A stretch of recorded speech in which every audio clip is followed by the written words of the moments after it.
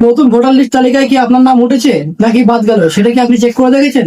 যদি চেক না করে থাকেন তাহলে এখনই চেক করে নিন। আর যারা চেক করেছেন কিন্তু পিডিএফ ডাউনলোড করতে পারছেন না, এরর আসছে কিংবা অন্যান্য সমস্যা আসছে, ডাউনলোড হচ্ছে না, পিডিএফটা আপনারা দেখতে পাচ্ছেন না, সেটাও আজকে দেখাবো কিভাবে করে নেবেন এরর ছাড়াই। তো চলুন শুরু করি। এই জন্য চলে যাবো আমার মোবাইল স্ক্রিনে যাওয়ার পরে ব্রাউজারের মধ্যে চলে যাবো, যাওয়ার পর সার্চ করে দেবো NBSP।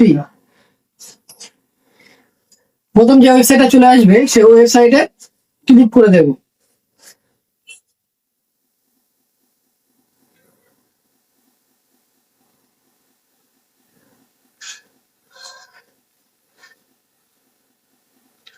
ক্লিক করে দেওয়ার পরে ওয়েবসাইটটা ঠিক এমন একটা ইন্টারফেস আসবে। তো স্ক্রল ডাউন করে নিচে চলে যাব।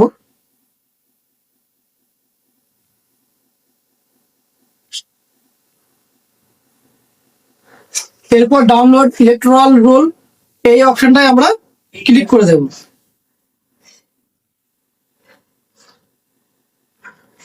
ক্লিক করার পরে ঠিক এমন একটা ইন্টারফেস আসবে। তো এখান থেকে প্রথমে আমরা ওয়েস্ট বেঙ্গল সিলেক্ট করে নেব। আর একটা কমন ভুল যেটা মানুষ করে থাকছে সেটা হচ্ছে 2026-এর এখানে 2025 লিখছে, এটা কিন্তু 2026-ই থাকবে, এটা 2025 লিখলে কিন্তু এরর আসবে। এরপর ডিস্ট্রিক্টটা সিলেক্ট করে নিতে হবে। তো এখান থেকে আমার উত্তর 24 পরগনা, তো সেটা আমরা সিলেক্ট করে নিলাম। নেওয়ার পরে কোন বিধানসভার মধ্যে আপনার এরিয়াটা পড়ে সেটা এখানে সিলেক্ট করে নেবেন। তো এখান থেকে আমি নৈহাটি সিলেক্ট করে নিলাম। এখানে আরেকটা ভুল করে ফেলে, সেটা হচ্ছে এখান থেকে ডাইরেক্ট কিন্তু ডাউনলোডে ক্লিক করে দেয়। ডাউনলোডে ক্লিক করলে হবে না, নিচে গিয়ে যে তোমার বুথটা, যে বুথটা সেই বুথটা সিলেক্ট করতে হবে, কারণ হচ্ছে সেই পুরো বুথের ভোটার লিস্টটাই কিন্তু ডাউনলোড হবে। এরপরে নিচে আছে ক্যাপচার কোড, ক্যাপচার কোডটা এখানে ফিল আপ করতে হবে।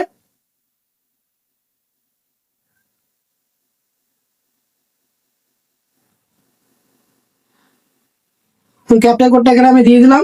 দেওয়ার পরে স্ক্রল ডাউন করে নিচে চলে যাবো। এখানে দেখতে পাবেন যে বিধানসভা আপনার আছে, সেই বিধানসভার আন্ডারে যতগুলো বুথ আছে সেই বুথগুলোর লিস্ট কিন্তু চলে আসবে। তো প্রথম লিস্টের মধ্যে যদি আপনার বুথের নাম না থাকে তাহলে নেক্সট করবেন, নেক্সট করতে করতে ঠিক আপনি পেয়ে যাবেন। যেমন আমার বুথটা কিন্তু নেই এই লিস্টের মধ্যে, তো আমি নেক্সটে ক্লিক করে দিলাম।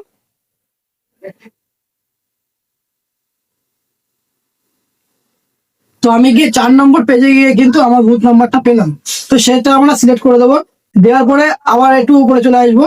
আসার পরে তারপরে ডাউনলোড সিলেক্টেড পিডিএফ এখানে ক্লিক করব। এখানে ক্লিক করলে এমন একটা প্রসেসিং বার ওপেন হয়ে আসবে। তো এখানে একটু ওয়েট করবেন। তারপরে এমন একটা পপ আপ শো হবে। তারপরে ডাউনলোড বাটনে ক্লিক করলে আপনার পিডিএফটা ডাউনলোড হয়ে যাবে। সাথে এখান থেকে ভিউ করে দেখে নিতে পারবেন। তো পিডিএফটা ওপেন করলে ঠিক এমন ইন্টারফেস আসবে। তো স্ক্রল ডাউন করে নিচে যাবেন, গিয়ে দেখতে পাবেন যে আপনার বুথের ভোটার লিস্টটা কিন্তু ডাউনলোড হয়ে গেছে। এখান থেকে কিন্তু আপনার নামটা চেক করে নিতে পারেন যে আপনার নামটা নতুন ভোটার লিস্টের মধ্যে আছে কি নেই।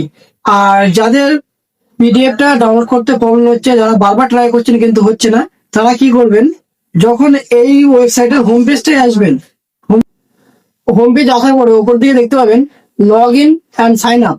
তো এখান থেকে সাইন আপে ক্লিক করবেন। সাইন আপে ক্লিক করার পরে আপনি এখান থেকে একটা ভ্যালিড নাম্বার দিবেন কিংবা একটা ইমেল অ্যাড্রেস দিয়ে দেবেন, যে কোনো একটা দিলেই হবে। দেওয়ার পরে ক্যাপচার কোডটা ফিল করে দেবেন।